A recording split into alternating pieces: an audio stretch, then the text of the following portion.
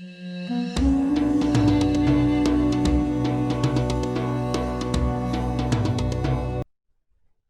للہ رب العالمین والصلاة والسلام علی سید الانبیاء والمرسلین اما بعد فاعوذ باللہ من الشیطان الرجیم بسم اللہ الرحمن الرحیم الصلاة والسلام علیک یا رسول اللہ وعلی آلک وصحابک یا حبیب اللہ الصلاة والسلام علیک یا رحمۃ للعالمین وعلی آلک وصحابک یا خاتم النبیین۔ حمد و صلاۃ کے بعد حضور نبی کریم صلی اللہ تعالیٰ علیہ وسلم پر درود پاک پڑھنے کے حوالے سے حدیث مبارکہ پیش خدمت۔ حضور نبی کریم صلی اللہ تعالیٰ علیہ وسلم نے فرمایا، تم جہاں بھی ہو مجھ پر درود پڑھو کہ تمہارا درود مجھ تک پہنچتا ہے۔ اصول برکت کے لیے ایک مرتبہ درود پاک پڑھ لیتے ہیں۔ صلو علی الحبیب بقلبک یطیب صلی اللہ تعالی علی محمد صلاۃ والسلام علیک یا سید یا رسول اللہ۔ علماء کرام، سعادت عظام اور شان اسلام چینل کے ناظرین کرام، اسلام کا آخری مہینہ اور اسلام کا پہلا مہینہ دونوں ہی قربانی کے ہیں، دونوں ہی قربانی کی یاد دلاتے ہیں۔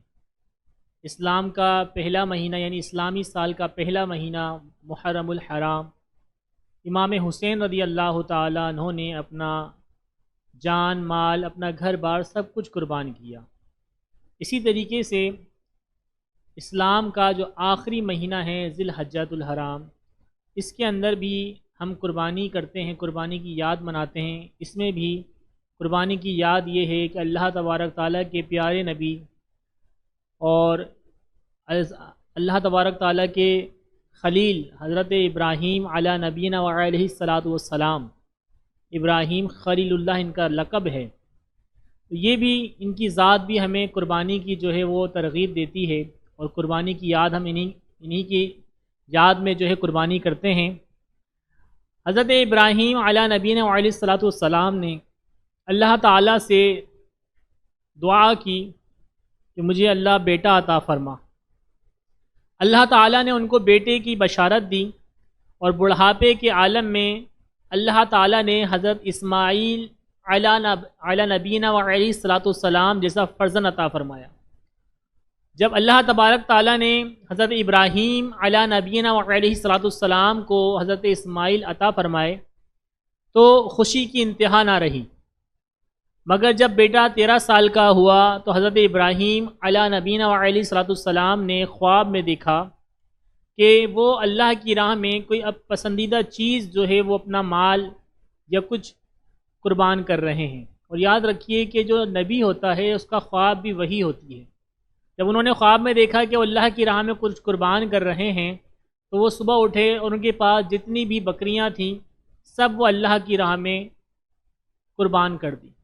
لیکن جب رات سوئے تو پھر دیکھا خواب میں کہ وہ اپنی کوئی پسندیدہ چیز جو ہے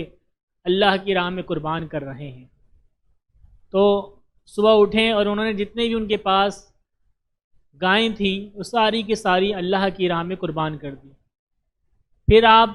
رات میں سوتے ہیں تو خواب میں دیکھتے ہیں کہ پھر کوئی پسندیدہ چیز آپ اللہ کی راہ میں قربان کر رہے ہیں۔ اللہ تبارک تعالیٰ کا یہ گویا کہ حکم تھا کہ اپنی پسندیدہ چیز اللہ کی راہ میں قربان کرو۔ تو ابراہیم علی نبینا وعلیہ الصلاۃ والسلام صبح اٹھتے ہیں اور آپ کے پاس جتنے بھی اونٹ ہوتے ہیں وہ سب کے سب جو ہے وہ اللہ کی راہ میں ذبح کر دیتے ہیں، نہر کر دیتے ہیں، قربان کر دیتے ہیں۔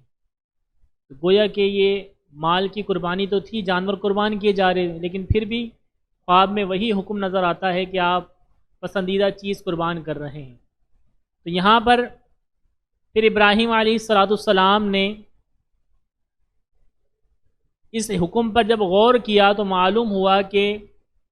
یہ پسندیدہ چیز قربان کرنے کا حکم دیا جا رہا ہے، اس سے مال مراد نہیں ہے، مویشی مراد نہیں ہے، بلکہ میں اپنے بیٹے سے جس قدر محبت کرتا ہوں، جس قدر اس کو پسند کرتا ہوں، جس قدر اس کو عزیز رکھتا ہوں، اس سے زیادہ میں کسی اور چیز کو عزیز یا محبت اس سے نہیں رکھتا ہوں۔ چنانچہ حضرت ابراہیم علی نبینا علیہ الصلاۃ والسلام نے اللہ کے اس حکم پر لبیک فرمایا، اور اس کے بعد آپ نے اسماعیل علیہ السلام کو لے کر جو ہے وہ میدان مینا کی طرف گئے، اور آپ نے وہاں قربانی کرنے کے لیے اپنے بیٹے کو لٹایا، چھری چلائی، لیکن اللہ کے حکم سے چھری چلی نہیں۔ آپ نے جلال میں آ کے وہ چھری پتھر پہ دے ماری تو پتھر کے 2 ٹکڑے ہو گئے، لیکن وہ نازک و ملائم گردن پر وہ چھری اللہ کے حکم کے بغیر کیسے چل سکتی؟ پھر اللہ تعالیٰ نے حضرت جبریل علیہ السلام کو حکم دیا تو جبریل علیہ السلام جنت سے جنتی مینڈا لے کر جو ہے وہ زمین پر فوراً اترے، اور آپ نے وہ اسماعیل علی نبینا و علیہ الصلوۃ والسلام کی جگہ رکھ دیا، اور اسماعیل علیہ السلام کو جو ہے وہ زمین سے اٹھا کر جو ہے وہ دائیں طرف کھڑا کر دیا،